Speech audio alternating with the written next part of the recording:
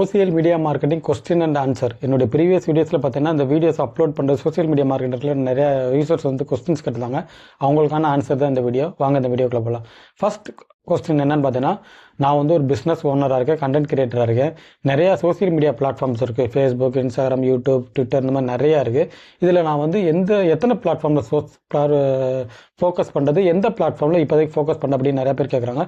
இதுக்கு என்னுடைய ஆன்சர் என்னென்னு பார்த்தீங்கன்னா, நீங்கள் ஒரே இடத்துல 2-3 பிளாட்ஃபார்ம் ஃபோக்கஸ் பண்ணாதீங்க. ஒரே ஒரு பிளாட்ஃபார்ம் எடுத்துக்கோங்க. அந்த ஒரு பிளாட்ஃபார்மில் நீங்கள் வீடியோஸ் மேக் பண்ணி போடுங்க. ஏன்னு சொல்கிறேன்னா, இப்போ உதாரணத்துக்கு நான் வந்து யூடியூப்னு ஒரு பிளாட்ஃபார்ம் எடுத்துக்கிட்டு என்னுடைய வீடியோஸ் ஜென்ரேட் பண்ணி போகிறேன்னா, என்னுடைய ஃபேஸ் வந்து மக்களுக்கு தெரிஞ்சிடும். ஆட்டோமேட்டிக்காக நாளைக்கே இதே ஃபேஸ் வெளியே வச்சுக்கிட்டு நான் இன்ஸ்டாகிராமில் ஒரு அக்கௌண்ட் ஓப்பன் பண்ணும்போது அதே பீப்புள் கண்டிப்பாக என்னை ஃபாலோ பண்ணுவாங்க. ஸோ நீங்கள் வந்து ஒரே டயத்தில் 2-3 பிளாட்ஃபார்ம்ஸில் போட்டு குழப்ப தேவையில்ல. ஒரு பிளாட்ஃபார்மில் உங்கள் அக்கௌண்ட்டை க்ரியேட் பண்ணி அந்த பிளாட்ஃபார்மில் பில்டாக நீங்கள் வந்து இதாக இருங்க. அதுக்கப்புறம் அடுத்த பிளாட்ஃபார்மில் ஃபோக்கஸ் பண்ணுங்கள். இப்போதைக்கு நான் சஜஷன் பண்ணுற பிளாட்ஃபார்ம் என்னென்னு பார்த்தீங்கன்னா இன்ஸ்டாகிராம். இன்ஸ்டாகிராம் பார்த்தீங்கன்னா ரொம்ப ட்ரெண்டிங்காக இருக்குது. ஸோ நீங்கள் இப்போ தான் சோசியல் மீடியா ஸ்டார்ட் பண்ண போகிறீங்கன்னா இன்ஸ்டாகிராம்லேருந்து ஸ்டார்ட் பண்ணிடுங்க. ரெண்டாவது டவுட் என்னென்னு பார்த்தீங்கன்னா, நான் வந்து வீடியோஸ் மேக் பண்ணி போடுறேன், என் வீடியோ யாருமே பார்க்க மாட்டா அப்படின்னு கேட்குறாங்க. ஸோ இதுக்கான ஆன்சர் என்ன சிம்பிள் தான். நீங்கள் வீடியோஸ் மேக் பண்ணி போட்டால் யாராச்சும் 1-2 பேராச்சும் பார்ப்பாங்க. இன்கேஸ் நீங்கள் வீடியோ மேக் பண்ணி போடலைன்னா யாருமே பார்க்க மாட்டாங்க.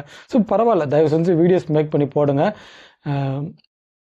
இந்த ரெண்டாவது கொஸ்டின்ஸ்க்கு 3வது கொஸ்டின் ஒன்று கேட்டாங்க. என்னென்னு பார்த்தீங்கன்னா, என் வீடியோ பார்க்கவே மாட்டுறாங்க. அதுக்கு சிலர் பார்த்தீங்கன்னா சில தப்பான இது பண்ணுறாங்க. உதாரணத்துக்கு இந்த சோசியல் மீடியாவில் நிச்சயம்னு சொல்லுவாங்க. நிச்சயம்னா நம்ம எது ரிலேட்டடாக வீடியோஸ் போட்டிருக்கோம் அப்படின்னு சொல்லுவாங்க.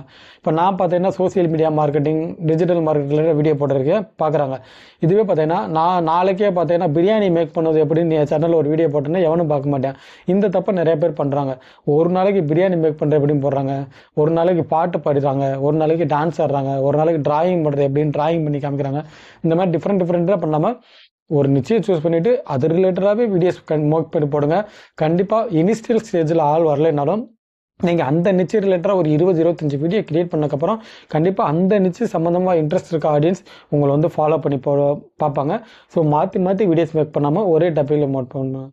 அண்ட் 4th மிஸ்டேக் என்ன பார்த்தீங்கன்னா, நான் வந்து சோசியல் மீடியாவில் சேனல் ஆரம்பிச்சிட்டேன், என்னுடைய சொந்தக்காரங்களுக்கெல்லாம் அனுப்பிச்சி விட்டேன், அவங்களாம் சப்ஸ்கிரைப் பண்ணியிருக்காங்க, ஆனால் வந்து என்னுடைய வியூஸே கூட மாட்டேன்றாங்க.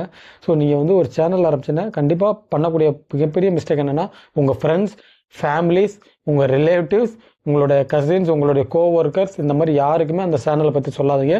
அந்த சேனல் உங்களுக்கு மட்டும் தெரிஞ்சா இருக்கணும். அந்த சேனலை யார் தேடி வந்து பார்ப்பாங்களோ அவங்க பார்க்கட்டும். உதாரணத்துக்கு நீங்கள் வந்து ஒரு கோலம் போடுற ரிலேட்டாக ஒரு சேனல் ஆரம்பிச்சிங்கன்னா, யார் கோலம் போடுறணும் அப்படின்ற இன்ட்ரெஸ்ட்டாக இருக்கவங்க உங்கள் சேனலில் பார்த்தா போதும். மற்றபடி இப்போ உங்கள் பெரியப்பா இருப்பார், அவர் வந்து பார்த்தீங்கன்னா ஒரு இடத்துல வேலை பார்த்துக்கிப்பார், அவர் கோலம் போடுறத பார்க்கவா போகிறாரு? நீங்கள் ஆரம்பிச்சிங்கன்னா அவர் சப்ஸ்கிரைப் தான் பண்ணுவார். அவர் என்ன போயிட்டு கோலம் போடுற எப்படின்னு பார்த்துட்டு அடுத்த நான் கோலம் போட போகிறாரு?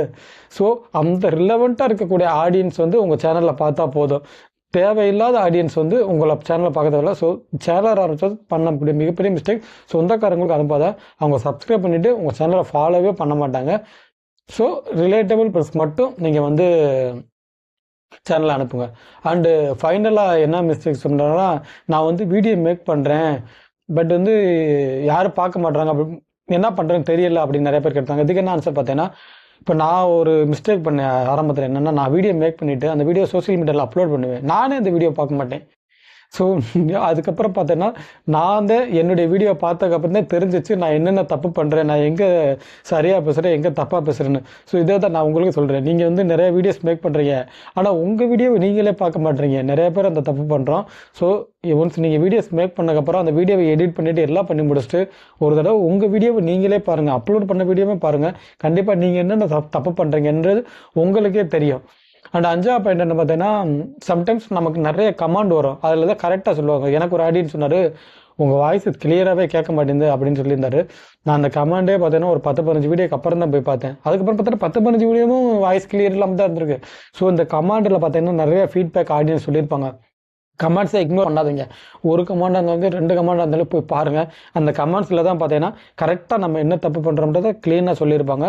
ஸோ இந்த 5 கமெண்ட்ஸ் தான் மேஜராக இருந்துச்சு. எனக்கு இதுக்கு முன்னாடி நிறைய கமெண்ட் வந்துச்சு.